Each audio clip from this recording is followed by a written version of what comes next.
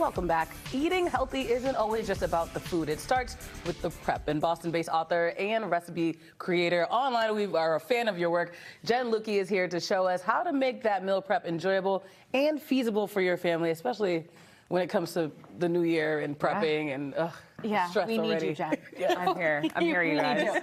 All right, so even before we get to cooking and prepping, which we know you're very good at, we can do some stuff ahead of time. Yeah. Before we go to the grocery store. It's like you need prep before you cook, but you also need a plan before you prep. You got to prep for the prep. Okay, so you got to start with the plan. We plan, we prep, we cook. Exactly. Great. Okay. And then so how you do we repeat. plan? So you want to make a plan. I always recommend just spending one day a week. I like to do just a Friday afternoon and figure out what is your plan for the week. What's your dinner plan for the week? But also, can you fit in a little bit of meal prep?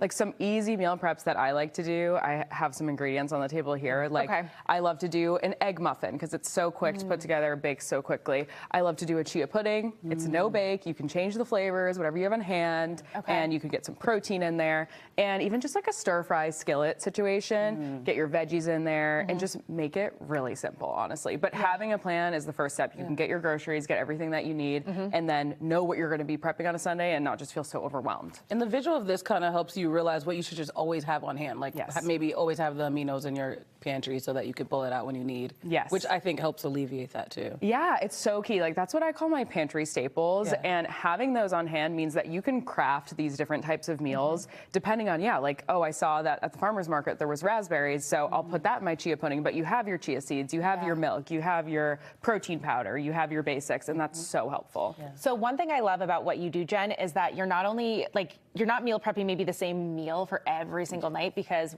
we get bored. But you like to prep ingredients. So walk us through how you use what you get at the grocery store to prep ingredients, not necessarily full meals. Yeah, and this works really well for a lot of people, especially if meal prep doesn't sound that good to you, and I get it. If it doesn't, it's fine. There are options for you. And one is just making a couple of ingredients that you're going to use throughout the week. So you make a sauce, you prep a protein, you prep a roasted vegetable, and then you can use it in different ways. Like grains are a great example of an ingredient prep. Make a batch of quinoa or rice, and then use it throughout the week in different ways. You can make a bowl, you can make a stir fry, you can make tacos. There's so many different things. A lot of times we might find ourselves buying that bag of kale or some vegetables, and it ends up going to waste. What are some tips you have for making sure you don't waste too much? Yes, and it's really common. The top thing is having this plan for the week, but beyond that, having a plan that strategically uses what you're buying, this is going to save you money and reduce food waste too, which is so important this time of year. So if you're planning to make these egg muffins and using the kale, can you use the other half of the bag to make a kale salad that you're also prepping?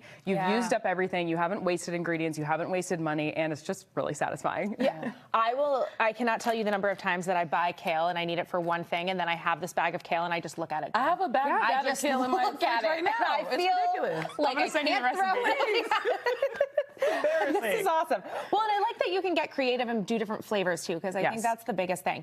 Okay, before we go, Jen, we have to tell people that not only can they find all of this information and stuff on your Instagram, which is wonderful, very worth but following. coming soon to a bookshelf near you is Don't Think About Dinner. Yeah. It's your new book. Congratulations. Thank you so much. And it's 12 weeks of dinner plans inside. I'm sold. If you don't want to do the work, I've done the work for you.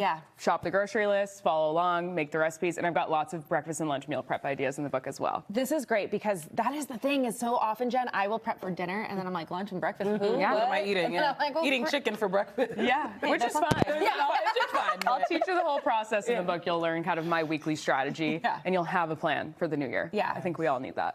Get the book. It's a pre-order, available right now for pre-order, and you'll get it in January the 13th specifically. Where can we find you? We know where to find you, but where can they find you? You can find me at Jenn Eats Good on social media and jenneatsgood.com for me, the book, anything that you're looking for. Awesome. Well, thanks for being here, and we'll see you back here in January for the release. Can't wait. Thanks for joining us, guys. We'll see you back here tomorrow.